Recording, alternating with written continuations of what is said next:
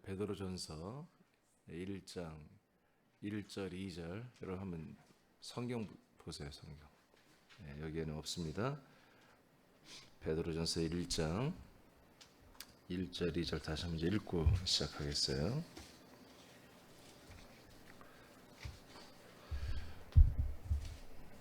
베드로전서 1장 1절 2절 말씀.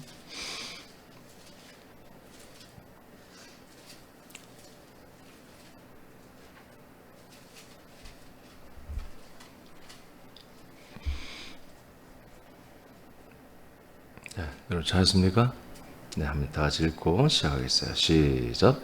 예수 그리스도의 사도 베드로는 본도, 갈라디아, 갑바도기아, 아시아와 비두니아에 흩어진 나그네 곧 하나님 아버지의 미리 아심을 따라 성령이 거룩하게 하심으로 순종함과 예수 그리스도의 핏뿌림을 얻기 위하여 택하심을 받은 자들에게 편지하노니 은혜와 평강이 너에게 더욱 많을지어다. 아멘. 지금 베드로전서를 이제 어제부터 시작했는데 어제 오늘까지 우리가 받는 말씀은 이 베드로전서라고 하는 또 베드로후서라고 하는 베드로전서라는 이 말씀이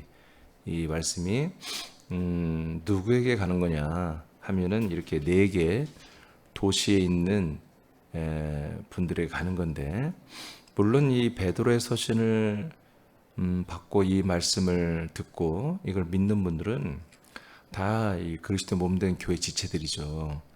그런데 우리가 좀 예상을 깨고 이 말씀을 받는 대상자들이 누구냐? 택하심을 받은 자들이다. 이렇게 돼 있어요. 택함을 하나님이 택한 분들에게 이 말씀이 가는 것이고, 그것을 위해서 사도 베드로는 이 서신을 이제 썼고 인편에 의해서 이 서신을 이제 이 4개 도시의 지역에 이 말씀을 전달하고 있는 거예요. 그런데 이 4개 도시에 있는 택함을 받은 사람들이 조금 전에 말한 것처럼 우리 새남 지체들처럼 온전하고 어느 정도 신뢰할 만한 그리스도의 몸 안에서 생명권을 이뤄가는 아들들이 아니고요. 성령의 하나님이 미리 아시는 분들이에요. 하나님 미리 어제 이거 알려드렸어요. 하나님이 미리 이미 알고 있는 분들. 그리고 성령이 거룩하게 하시고 그 거룩하게 하신 성령님에 순종하는 분들. 그리고 그리스도의 핏뿌림을 얻는 분들. 그리스도의 핏뿌림을 얻는 분들. 이것을 이 3가지죠. 이제 어떻게 보면 크게 보면 2가지죠. 미리 아시는 것은 이제 전제고, 거기에 대상은 성령의 거룩하게 하심에 순종하는 자, 그리고 그리스도 하나님의 아들 예수 그리스도의 핏뿌림을 받기로 택함을 받은 자. 이분들에게 이 베드로 전서라는 말씀이 간다는 거예요. 내가 서신 이 편지하노니 그랬잖아요. 편지하노니. 그러니까 어제도 알려드렸지만 우리 믿는 이들끼리만 이 말씀을 받는 그런 내용이 아니었다. 베드로 전서가. 한마디로 하나님이 그 4개 도시 그 국가에 하나님이 성령의 거룩하게 하심으로 인도를 받는 분들, 그리고 예수 그리스도의 핏뿌림을 이제 받아야 되시는 분들, 이런 분들에게까지 이 말씀이 전달되어야 되는 것이라는 거예요. 그러니까 이 4개 도시에 있는 모든 교회 지체들이 먼저 이 말씀을 받고, 이 말씀을 자기들만 듣고 믿으라는 얘기가 아니라 이 말씀을 주변에 이렇게 하나님의 성령의 인도가 먼저 어제 알려드렸어요. 여러분, 이스라엘 백성들이 약속의 땅에 들어오기 전에도 성령의 인도를 받았습니다. 거기 순종하는 자만 들어왔죠. 그러니까 순종하는 자들, 그리고 아들 그리스도의 피로 죄사함을 좀 받아야 할 분들, 이런 분들을 대상으로 이 말씀이 달려가야 되기 때문에 이 말씀을 먼저 받는 교회 지체들은 자기들만 듣지 말고, 자기들만 믿지 말고 이 말씀들이 계속 확장돼야 된다. 이웃들과 친척 불신 이웃들에게. 이해되십니까? 그런데 불신 이웃들에게 우리가 막 열심히 해서 간마디로 그들을 개조시키고 막 변화시키고 그게 안 되는 거다. 하나님이 미리 아신 바 된 분들만 되는 거다.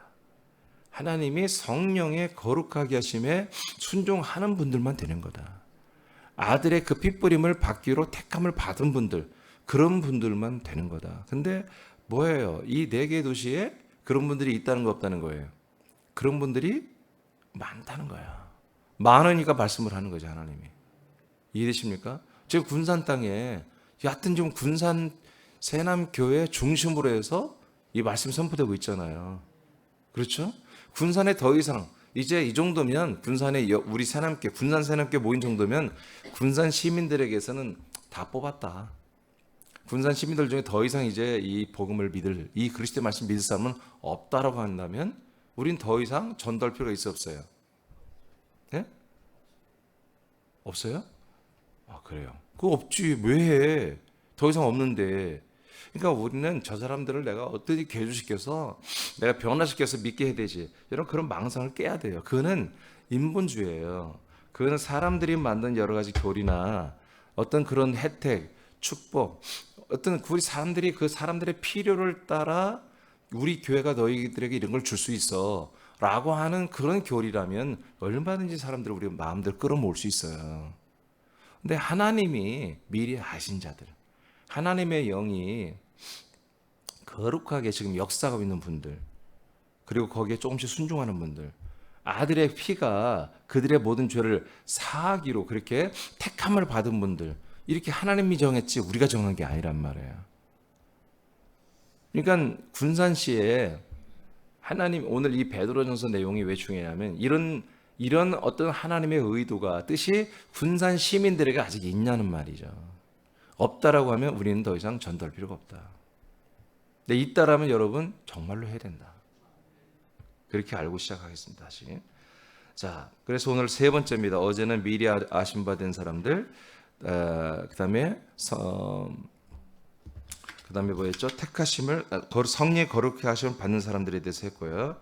오늘 3번째는 예수 그리스도의 핏부림을 얻기 위하여 택하심을 받은 자들에게 편지하는 것입니다. 말씀을 주는 것입니다. 베드로 사도는 하나님이 미리 아시고 성령께서 거룩하게 하신 사람들에게 예수 그리스도의 핏부림을 받기 위하여 택함을 받은 사람들에게 이 서신 말씀을 보내고 있습니다. 예수 그리스도의 핏부림을 받기 위해 택함을 받은 사람들은 무엇인가요? 자, 이제 이 서신서를 받아보는 사람들 중에 여정으로 봤을 때 마지막 여정에 있는 사람들이 아들 그리스도의 핏부림을 받는 사람들이거든요. 이 사람들이 도대체 누구일까요? 갈라디아 4장 4절 5절입니다. 시작. 그때가 천이 하나님께서 자기 아들을 보내시어 여자에게서 나게 하시고 율법 아래 나게 하신 것은 율법 아래에 있는 자들을 구속하셔서 우리로 아들의 신분을 얻게 하려 하심이라. 아멘. 자, 예수님이 언제 인간의 몸을 입고 오셨다? 율법 시대에 오셨다. 율법 아래에 오셨다. 율법에 눌리고 율법에 갇혀있는, 지난 주일날 여러분 2개의 문을 알려드렸죠? 하나는 울타리의 문이잖아요. 울타리는 유대교의 율법이라고 알려드렸습니다. 그곳은 뭐예요? 죄와 사망의 법이 있는 곳입니다. 그런데 그 울타리가 안전한 울타리인 거예요. 그 죄와 사망의 법을 알아야 생명의 법을 향해 가는 거예요. 죄와 사망의 법이 있다는 것을 알아야 생명줄 오신 그리스도를 대망하는 거 아니겠어요? 지금 모든 사람들의 인생이 뭐예요? 몰라요, 이거를. 죽는 줄 모르고 있으면 자기들이 죽는 줄 몰라. 지옥 가는 줄 모르고 막 살고 있는 거예요, 그냥.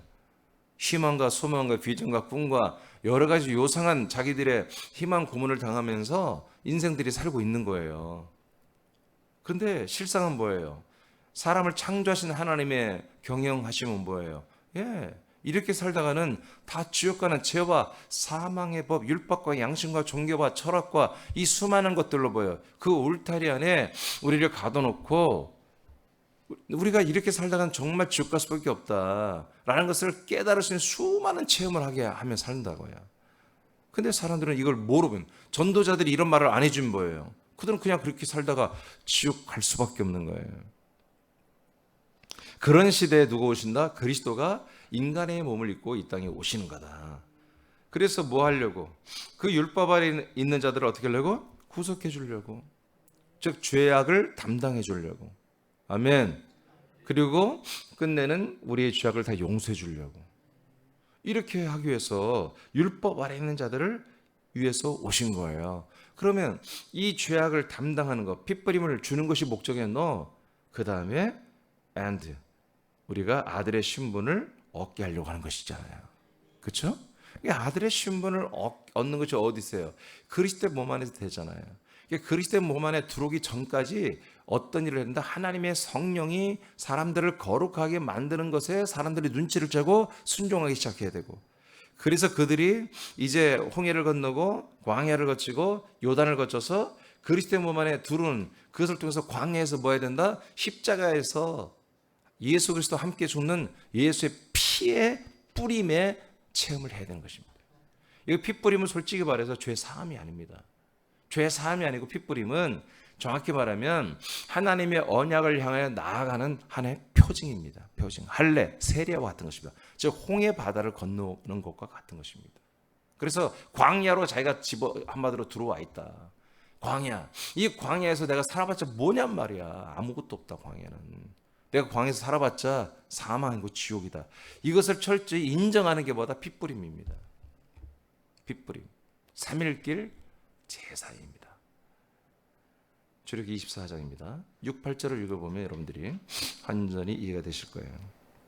시작. 모세가 피를 가지고 다 같이 읽어봐요. 시작. 모세가 피를 가지고 반은 여러 양푼에 담고 반은 제단에 뿌리고 언약서를 가져다가 백성에게 낭독하여 듣게 하니 그들이 이르되 여호와의 모든 말씀을 우리가 준행하리이다. 아멘. 하나님이 이스라엘 백성들과 율법을 지키겠느냐 했을 때 지킨다고 하는 언약이 이루어졌죠. 한마디로 죄와 사망의 법, 울타리가 이제 이때부터 쳐지는 거예요. 이 울타리 안으로 누가 오신다? 예, 그리스도가 예수로 오시고 이들을 데리고 문을 열고 나가서 그리스도 몸 안으로 데리고 들어가는 것입니다. 이때 어떻게 언약을 했다? 피를 그들의 머리 위에 뿌려가지고 약속을 했다는 거예요. 아멘입니까? 이 약속은 생명의 약속이에요? 율법의 약속이에요? 율법의 약속이란 말이에요. 이해되십니까? 이해되십니까? 이거 생명 주는 게 아니에요. 이것은 생명을 기다리는데 일단 너희들이 뭐다? 이 정말 하기 어려운 이 언약을 지키겠느냐 했을 때 지키겠다. 이 약속을 지키면 너희들이 나의 백성이 된다. 아멘. 내가 너희들의 주인이 돼준다. 아멘. 그래서 하나님이 내가 너희들을 책임지겠다고 했어요. 그러니까 아멘, 그렇게 되기를 원합니다. 우리가 이 율법을 지키기 힘들지만 지키면서 주님이 정말 우리를 구원할 그날을 우리는 기다리겠습니다. 이런 언약, 이제 장차 이루어질 언약에 대한 그 표징으로 그들의 머리 위에 피를 뿌렸다고 해요. 이게 바로 핏부림이에요. 그러니까 지금 베드로 서신이 가는 이 말씀에 가야 하는 사람들은 아직 구원받은 사람들이 아닌 거야. 알겠습니까? 지금 하나님이 구원하기로 지금 인도하시는 분들, 이런 분들에게 지금 뭐다? 이 말씀이 가야 되는 것이다.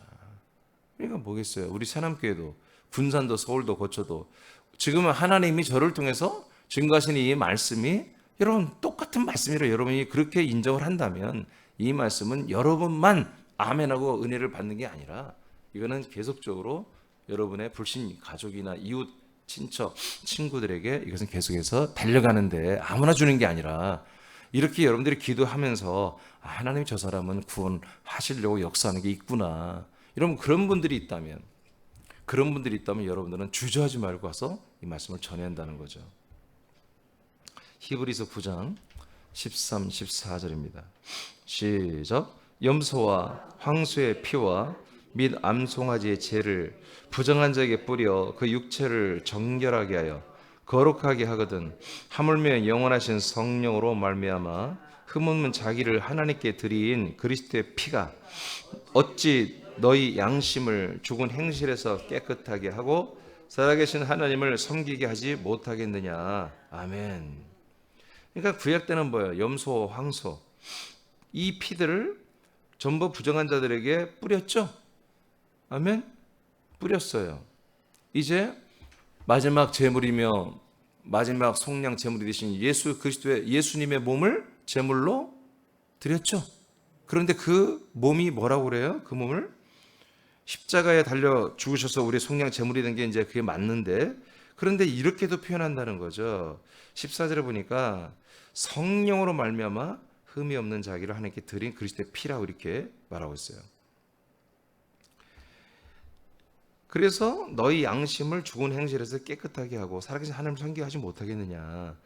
그러니까 성령으로 말미암아 하나님 흠없는 자기를 하나님께 드린 피라고 말하는 것입니다.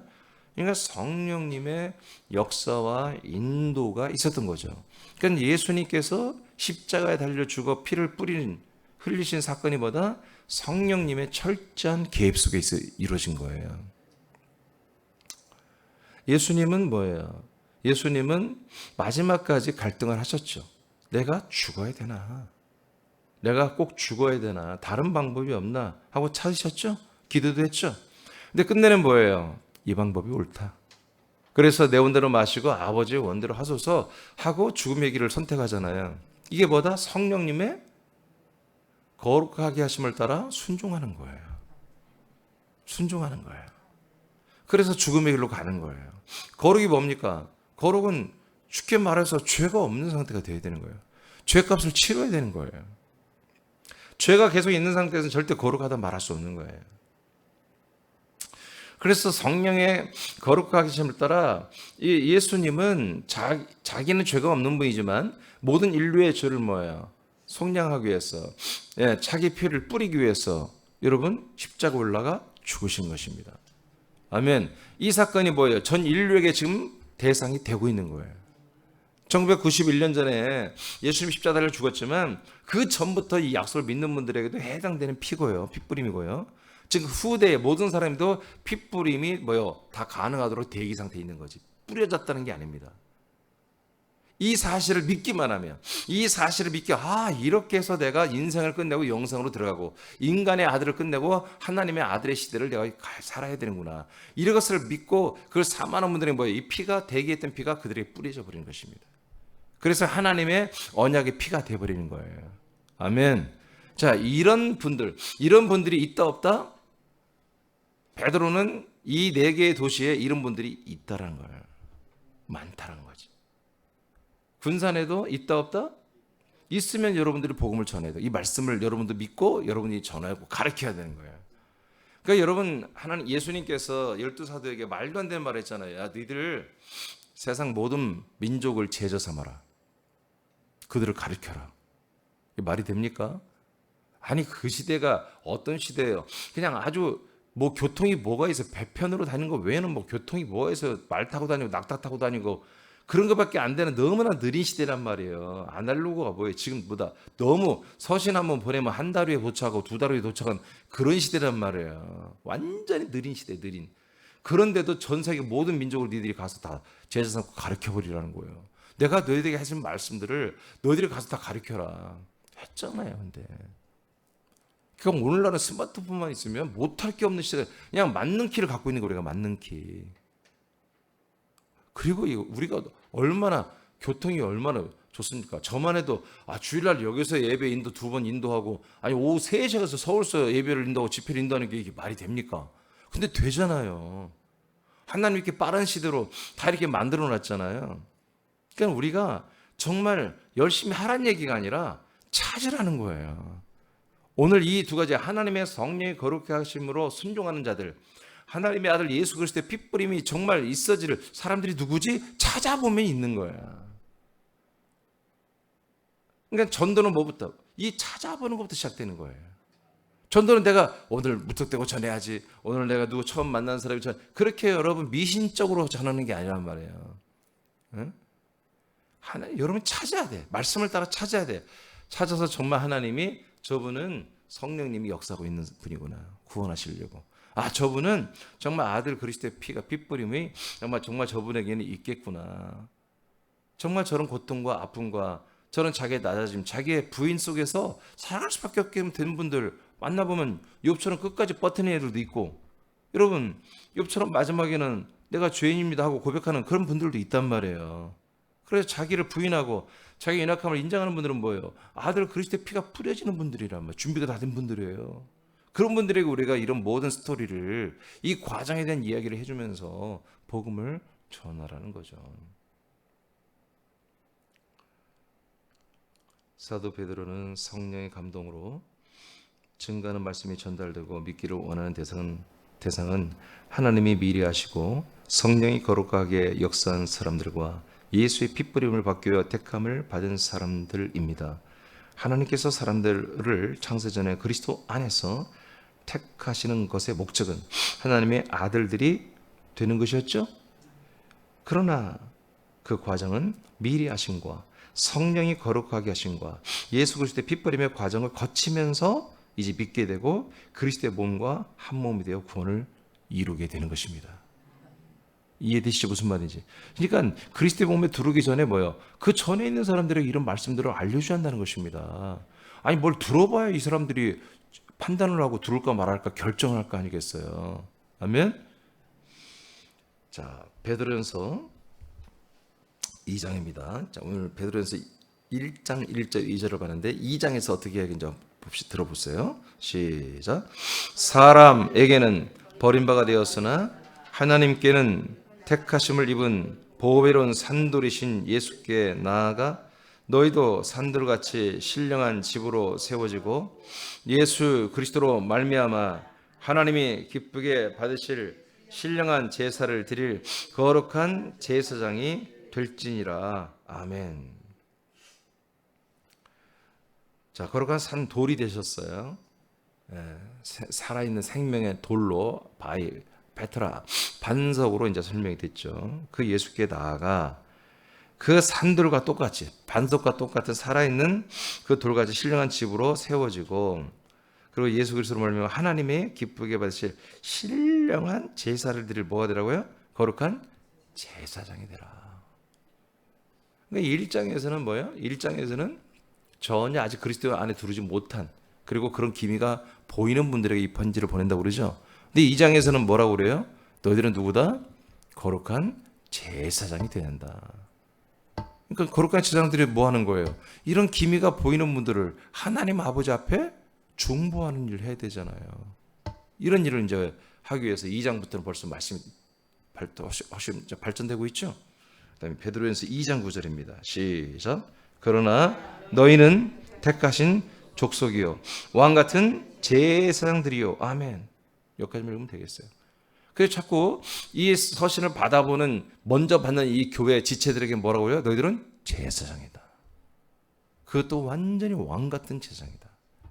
그래서 니들만 이 말씀 먹고 이 말씀 듣고 믿고 있지 말고 너희들이 그런 기미가 보이는 하나님이 정말 역사는 그런 분들에게 계속 모여 이 말씀을 전해서 하나님의 아버지 앞에 이들을 중보해서 전달을 해라 하는 내용이에요.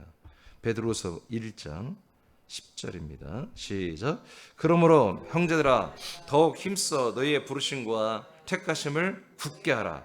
너희가 이것을 행한즉 언제든지 실족하지 아니하리라. 아멘. 그러니까 자 형제들아, 이 형제들은 누구예요? 1장 2절을 말씀 사람들이 아니에요. 지금 이 서신을 먼저 받아보는 교회 지체들이에요. 형제들아 더욱 힘써서 하나님이 너희들을 부르신 거 그리고 택하신 거 뭐 때문에 했지? 이것을 너 굳건히 지켜야 돼. 이것을 굳건히 해야 돼. 항상 나와 여러분은 무엇을 알아야 되냐면 목적이에요. 목적. 이제 이 정도 믿음들이 여러분 세워지고 이 말씀을 들을 정도가 됐으면 이제 why? 왜 그러지? 이것은 여러분들의 별로 의문이 없어도 돼요. 모든 말씀과 모든 상황과 여러분 모든 호흡하는 전부가 다 사실은 why가 있어야 돼요. 내가 오늘 왜 살아야 돼? 내가 오늘 예배를 왜 드려야 돼? 이 찬송을 왜 해야지? 내가 아멘을 왜 해야 돼? 내가 전도를 왜 해야 되며 왜 나는 착함과 의로움과 진심을 왜 드리는 살아야지? Why가 항상 여러분들이 있어야 되는 거예요. 근데 이 정도 말씀 먹고 믿음 쓰면 이제 다 해결됐잖아요. 의문이 없잖아요. 그럼 뭐예요? 이제 목적. 오늘 예배는 무엇을 위해서 예배드리나? 여러분 지금 이 말씀을 듣고 있잖아요. 이 말씀을 왜 듣고 내가 앉아 있어야지 여기서? 그 목적이 뭐지? 이 말씀하시는 하나님이 나를 향한 목적이 뭐지? 또 나는 이 말씀을 듣고 있는 내가 이 새벽에 와서 찬송을 부르고 기도를 하고 말씀을 듣고 하는 이 나의 목적이 뭐지? 항상 이것이 나와 여러분의 마음속에 탁 있어야 돼요. 그래서 헛된 시간을 보내면 안 됩니다. 세월을 아끼라는 게 뭡니까? 세월을 아끼라는 것은 열심히 살라는 얘기 아닙니다. 게을르게 살지 말라 그런 얘기 아닙니다. 하나님의 목적하는 대로 우리가 살아야 한다는 것입니다. 목적. 그 표대를 향하여 바울이 달려간 것처럼 우리도 목적, 그 표대를 한마디로 기준으로 삼아서 그 그리스도의 깃발을 우리가 표대로 삼아서 날마다 후회 없는 삶을 살아야 한단 말이에요. 매일매일마다 후회하지 않는 삶. 이런 삶을 우리가 살아야 한단 말이에요. 하나님이 무엇을 목적으로 나와 여러분을 부르셨습니까? 택하여 여기에다 지금 그리스도의 몸 안에 데리고 들어왔습니까? 그 택하심과 그 부르심의 목적이 무엇인지 너희들은 굳건히 해야 된다. 그 얘기입니다.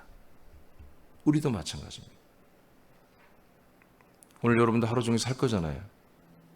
네? 그렇죠? 어제도 살았죠. 추석 명절에도 어제 살았고 추석 다음 날도 우리가 살아야 되고 또 내일도 살아야 되고.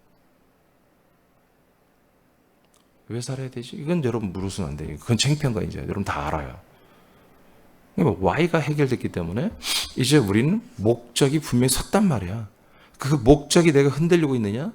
목적이 요동하고 있느냐? 목적이 산란하게 왔다 갔다 하느냐? 목적이 바뀌었느냐? 아니면 목적이 일정하게 지금 되고 있느냐? 지난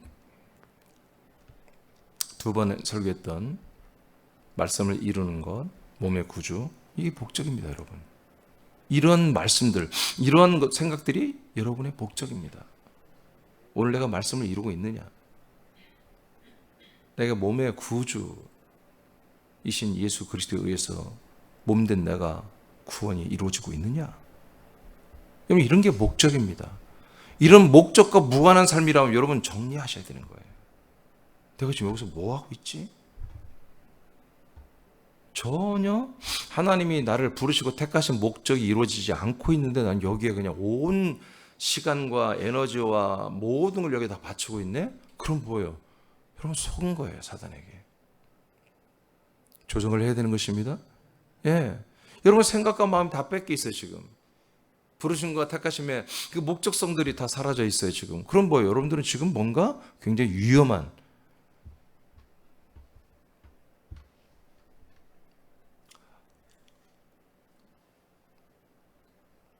모든 암병에는 징조현상이 있어요. 전조현상이. 그게 어떻게 보면 영의 암병입니다. 우리 영들이 한마디로 퇴출되고 한마디로 쫓겨나고 여러분 사망으로 다시 버려지는 전조현상이 뭐예요? 목적이 없어지는 거예요. 목적이. 교회를 내가 이제 왜 가냐? 그것도 점점 사라지는 거지. 내가 오늘 예배를 꼭 왜 드려야 돼? 10회일은 왜 해야 돼? 그것도 모른다면 그건 뭐 이제 끝난 거지요.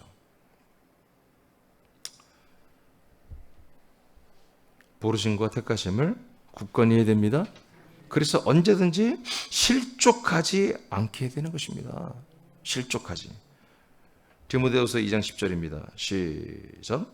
그러므로 내가 택함 받은 자들을 위하여 모든 것을 참음은 그들도 그리스도 예수 안에 있는 구원을 영원한 영광과 함께 받게 하려 함이라. 아멘. 자, 하나님이 지금 택함을 받는 사람들에게 이 편지를 하는 거예요.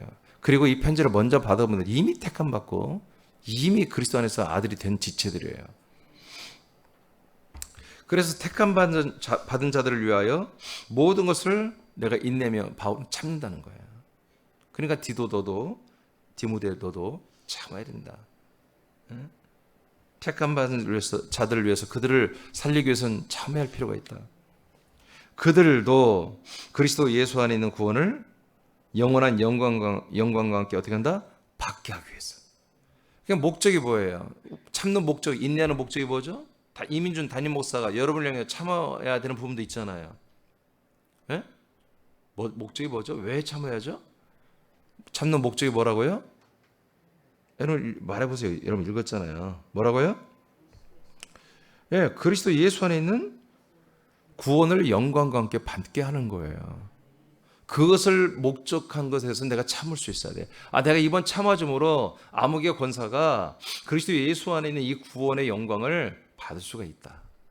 그러면 나는 참아야 되는 거야. 근데 내가 참으면 저분이 그리스도 예수 안에 있는 그 구원의 영광을 잃어버리게 생겼어. 그럼 어떻게 해야 돼요? 참으면 안 되지. 가서 꾸짖어야 되고, 책망해야 되고, 강권해야 되고, 회개할 걸 적용해야 되겠죠? 이런 거예요. 그러니까 우리가 목적성이 분명히 뚜렷하지 않은 지체들과 목사가 만나면 정말 이게 막 이상하게 되는 거예요. 목사는 목적 의식이 뚜렷한데 성도 지체들이 전혀 그런 게 없다. 그럼 목사는 날마다 소갈이 하는 거예요. 이게 바로 살리는 말을 해주면 다 삐져버리고, 그냥 인간적으로 비유나 맞춰주고 해 그래주고 같이 뭐 밥이나 먹어주고 뭐 이렇게 인간적으로 친해주고 그러면 다 좋다고 그러고, 그럼 목사는 뭐예요? 거의 뭐 정신병자가 되는 거예요. 내가 이것을 왜 해야 되지? 이게 목회냐? 맨 교인들 뒤쫓아다니고 애경사 쫓아다니고 맨 100일, 애들 100일부터 시작해서 장례까지 뭐 다 뒤쫓아다니고 그런 것만 하다가 그냥 목회 끝나버린 거 아니겠어요? 여러분 그게 무슨 의미가 있어요? 그러다 보니 말씀 준비할 시간도 없고 맨날 활동하고 맨날 돌아다녀야 되고, 그러니 언제 말씀을 준비하냐? 언제 하나님과 깊은 관계를 맺고 그 말씀을 듣고 먹고 마실 시간이 언제 있냔 말이에요.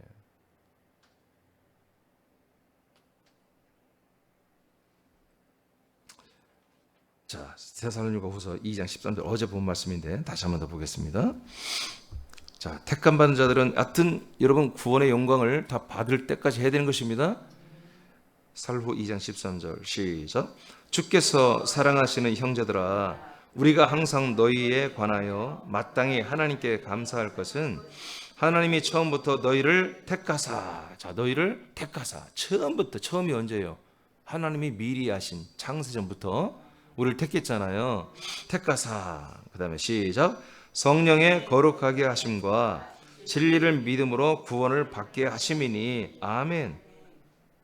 이것이 뭐다? 지금 사도 베드로가 이 네 개의 그 영역대 지경에 이 편지를 보내는 목적인 거예요. 이것도 똑같은 거예요. 그러니까 바울만 그런 게 아니라, 아니 베드로만 그런 게 아니라 사도 바울도 똑같은 거예요. 사도 바울이 데살로니가 교회 지체들에게 편지를 할 때도 똑같은 거예요. 처음부터 택함을 받은 데살로니가 교인 지체들아, 이제 너희들에게 성령님이 거룩하게 하신 것, 그리고 그 다음 과정이 뭐예요? 진리를 믿는 거예요. 아들 그리스도의 핏불임이 이미 지나갔고 여기서 된 거예요. 지나갔고 그 다음에 그리스도 안에 들어와서 진리를 믿음으로 뭘 받게 한다? 구원을 받게 하시는 거다.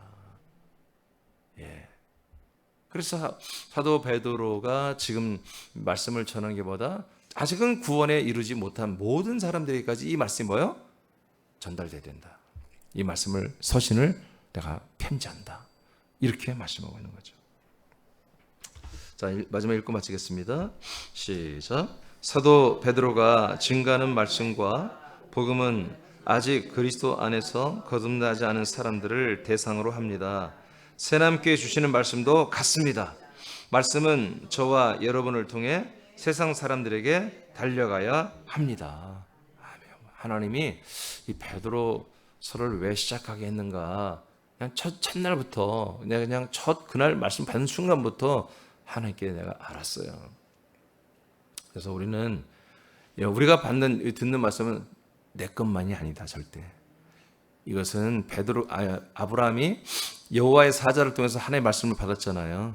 근데 이 말씀 뭐예요? 자기 것만이 아니란 걸 알았어요. 자기들의 아직 한 번도 태어나지 못한 자기 자식들을, 자손들, 장자들을 위한 것이고, 그리고 모든 민족이 자기를 통해서 이 말씀을 받고 다 약속을 받고 복을 받는 이런 것이구나 하는 것을 아브라함이 처음부터 알아버린 거예요. 그래서 그는 그 믿음을 지킨 거예요. 아멘. 아멘입니까? 그때는 이방인들에게 복음을 전하는 시대가 아니었잖아요. 자기 정말 이삭을 통해서 난 자들에게만 이 언약이 한마디로 전달이 돼야 되는 것으로만 한정을 지어줬기 때문에 아브라함 사라는 계속 자기 자식들에게 자기 민족들에게 이 하나님의 언약을 정말로 열정적으로 그들은 삶 속으로 통해서 가르친 거예요. 말로만 가르친 게 아니라 학습으로만 공부로만 가르친 게 아니라 삶으로 가르친 거예요. 그래서 그들이 정말 그 가나안 땅에 들어가서 약속의 땅에 들어갔지만 이 땅이 진짜 땅이 아니고 이건 예표다, 모형이다. 이건 이방인 땅과 같다. 우리가 정말 들어갈 때는 저 하나님의 나라, 그 하늘나라, 그 예루살렘 도성에 지금 터로 있다고 그 터를 바라보면서 그들이 그 부자들이 3대가 텐트 생활하면서 몸소 가르쳤잖아요. 여러분 생각해 보세요.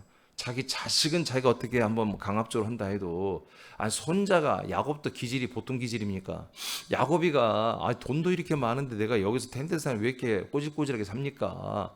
저기 나가면 말이야 돈도 막 사업하고 막 떵떵거리고 살 텐데 그럼 누가 어떻게 말리겠냔 말이야. 근데 아브라함 이삭이 본을 보였단 말이에요.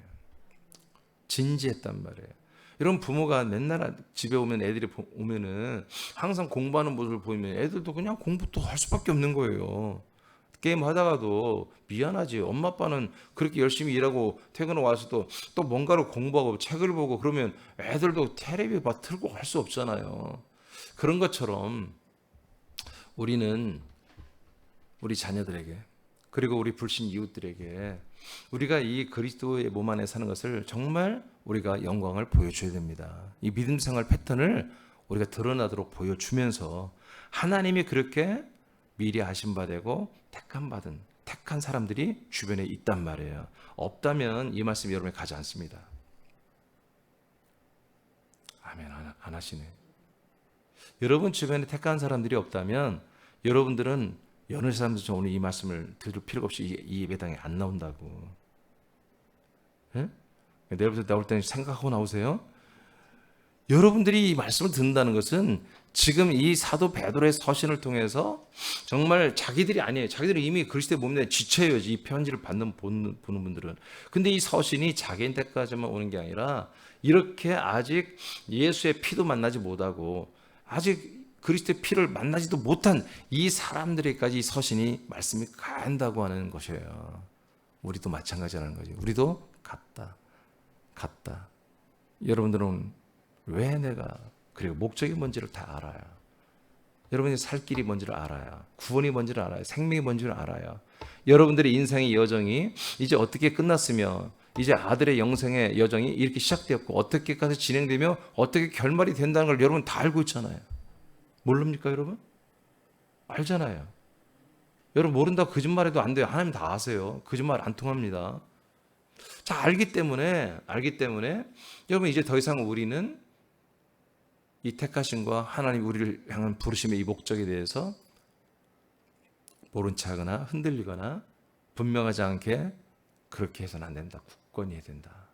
굳건히 해서 나와 여러분의 이런 모든 하나님 부르신 택하신 이런 모든 명분과 목적을 분명히 좀 해야 된다라는 것을 이제 베드로전서는 1장 1절 2절부터 이제 굳건히 세우는 것입니다. 그리고 이제 그 다음부터는 이제 막 달려갑니다. 이제 내일부터 내용이 막 깊이 막 달려갑니다. 또 하나 제가 어제 얘기한 것처럼 과연 베드로 사도, 유다, 야고보 사도 같은 걸 앞으로 다 볼 텐데 우리는 다분히 사도 요한과 사도 바울이 중보한 말씀들을 많이 본단 말이에요. 왜 성경에 신약 성경의 대부분이 그들의 말씀이니까 그들을 통해서 과연 베드로, 야고보, 유다가 요한과 바울과 똑같은 패턴일까? 결론적으로 말하면 똑같은 패턴입니다. 왜 누가 하시니까? 하나님이 하신 말씀이니까. 그러나 이 지체들이 사도들의 기질이 조금씩은 다르단 말이야. 문장력도 다르고 자기가 어떤 이 말씀 보고도 똑같은 성향이 아니잖아요. 그런 면에서 약간 다양한 면이 있다. 다양한 면. 그런 부분은 참 우리가 좀 재미있게 받아들일 부분이 있으나 감사하게도 이 복음, 진리, 생명, 말씀이 다 동일한 말씀으로 되어 있다는 것을 먼저 제가 얘기를 하고 내일부터 본격적으로 내용이 시작될 것입니다. 우리 다시 기도하겠습니다.